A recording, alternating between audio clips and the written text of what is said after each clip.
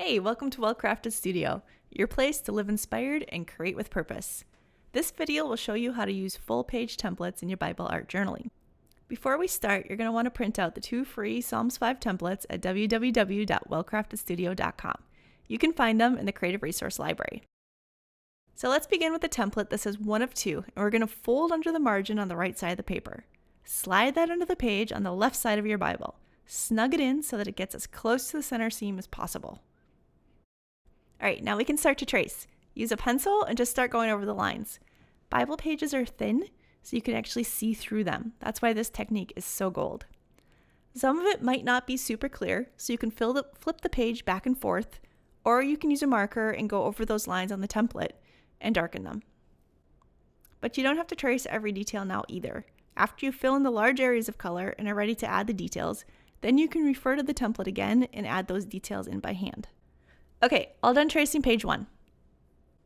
So now you're going to take the second template, fold under the left side of the margin, and insert it into the Bible the same way as you did the first. Then I'll just trace the page like I did. When you trace block style fonts, just outline them, don't fill them in. So you can adjust the positioning of anything, or you can leave some elements out altogether. This is yours. In the bottom right hand corner, there's a little space. In that, write the reference and a short note. Sometimes I add a little prayer or write a praise. It's fun to come on them later after some time has gone by and I'll remember, oh yeah, that was because of, and it's a good reminder.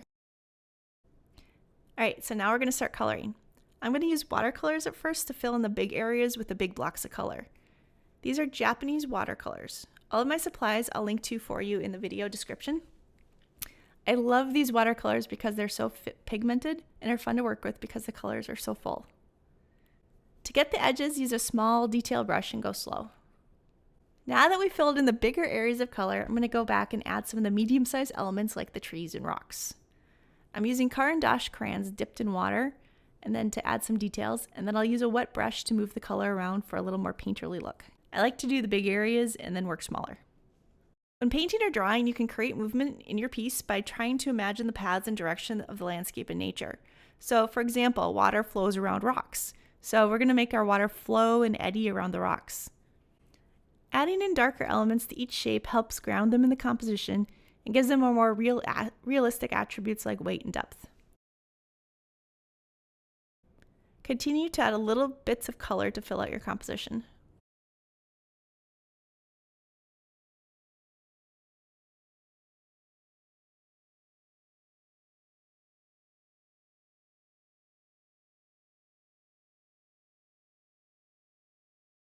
Outlining the big shapes like the mountains helps to separate them from the sky.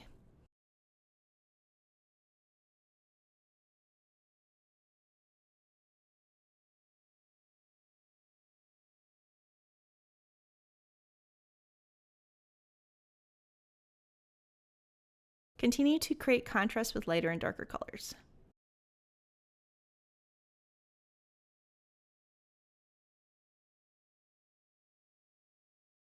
Continue to create contrast with lighter and darker colors.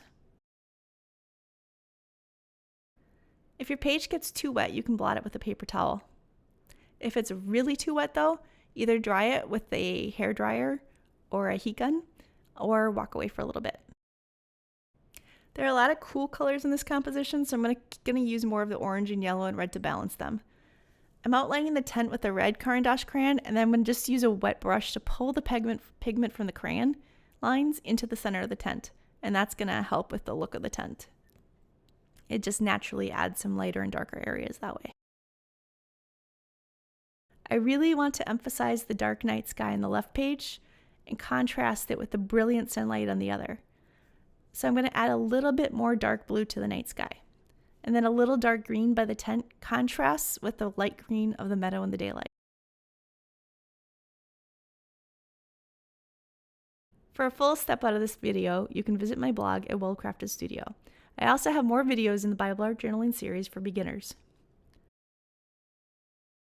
I want the word voice to stand out and anchor the front right corner of the composition. So I'm going to grab that purple that's diagonal in the mountains and then pull it down to the corner through the text.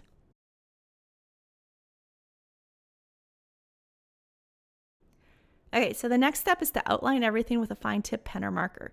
You can use different pen widths and use calligraphy nibs like the chisel for different types of strokes. Varying the type of line adds a playful element.